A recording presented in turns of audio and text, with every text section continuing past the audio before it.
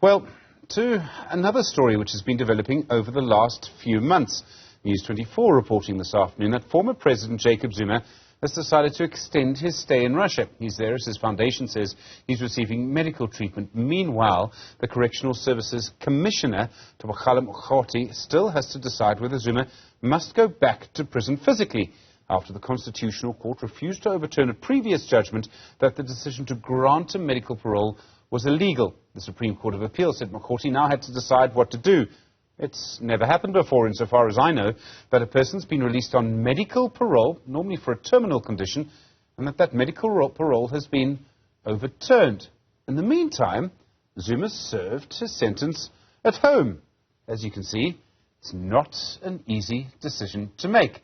Someone who's quite good at making difficult decisions is Professor Pierre de Vos. He's a professor of constitutional law at UCT. Professor, good afternoon to you. There are so many principles at play here. Where do you start with these arguments?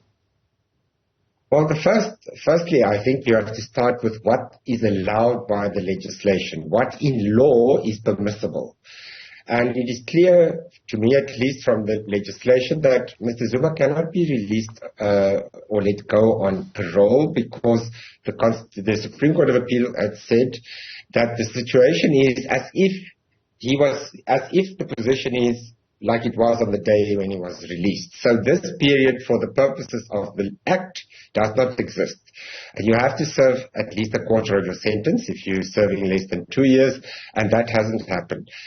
It is possible, however, for the Correctional Services Commissioner to release Mr. Zuma under correctional supervision. That is the kind of provision that is used to get people out of jail and to have them serve their sentence at home, imposing restrictions. So it is possible. The question then is, what do we do? Should he be released, and should this period be taken into account or not? I would think that, and I've changed my mind again about this, the correctional supervision may be a kind of compromise where restrictions are imposed. Mr. Zuma is released, but he is restricted to Nkandla district. He's prohibited from doing certain things, but he's not in prison, physically in prison. That might be a way to deal with this. But on normal parole, he cannot be released for at least another 2 months. There's so many different arguments to this. I mean, on the one side, you could easily say Zuma did nothing wrong. He applied for medical parole. He was granted it. It would have been nonsensical for him to then not accept it. I mean, the correctional facility at Escort would have actually physically removed him from the cell. That's what would have happened. On the other hand, and I think this is important, we all know, I mean, there's no doubt in my mind at least, that Arthur Fraser, who made that illegal decision, is a friend, or at very least a political ally of Zuma. So Zuma benefited from an illegal decision. And yet you could argue again, I mean, I know you've changed your mind, I changed mine, that Zuma has served his time. Yeah.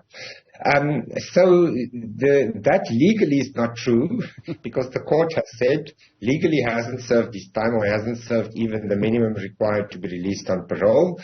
It is also so that clearly the medical parole, you know, Mr. Zuma is not completely he's also implicated in some indirect way in the granting of the medical parole. He was granted it because he knew Mr. Fraser, because he was the president, because he is a little bit higher or more above the law than anybody else in South Africa.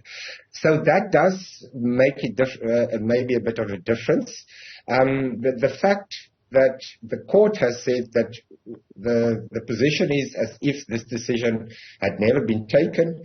We have to start there, though, and then we decide. My view is not, I don't think it's so important that he served his time at home because there were hardly any restrictions. For me, it's the question of prison. I think we are far too quick to want to send people to prison and keep them in prison in South Africa in cases where it won't really make a big difference. And for me, that is maybe the question. Will it make a difference? Will it send a signal that Mr. Zuma is not above the law if you send him to prison? Or will that not really help at all? And if he is released on correctional supervision and strict restrictions are imposed, would that not be sufficient? There are other sort of what I would call political legal solutions, and we shouldn't really have political legal solutions, but we've had them before. And that has been suggested by Julius Malema, from the leader of the EFF, suggested also, I think, by the head of the Congress of Traditional Leaders of South Africa, that President Cyril Ramaphosa issue a pardon to Zuma. Now, I can see how this gets us out of all sorts of difficult questions. One is it would be entirely legal for him to do that. It would also mean, though, that Zuma defied the Constitutional Court and then was then pardoned for doing that. Yes, a pardon is actually practically not going to be possible because the process to be pardoned takes quite a long time, usually years. So even in the case of Mr. Zuma, it will probably take months.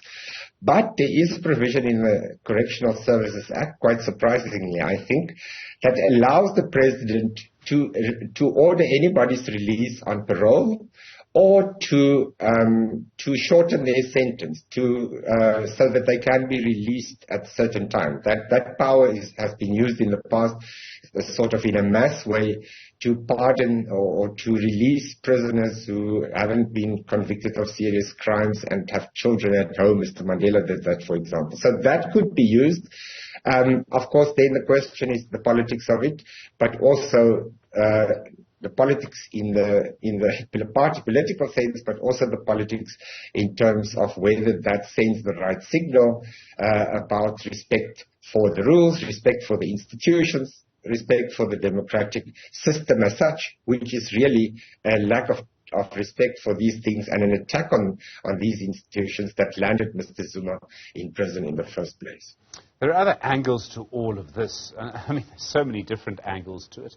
If I understood the Supreme Court of Appeal judgment correctly, and it's that judgment I understand we have to turn to, it says it is up to the Correctional Services Commissioner to come to a decision if he is empowered by the law to do so. It doesn't say that he is empowered by the law. I would have thought that judges in the Supreme Court would know. Is he empowered by the law to make that decision? As I said in the beginning, as I read the Act, he's not empowered by the law to release Mr. Zuma on parole because of this period that he had been out on medical parole, because that is not what the law says if you read it with the Supreme Court of Appeal judgment.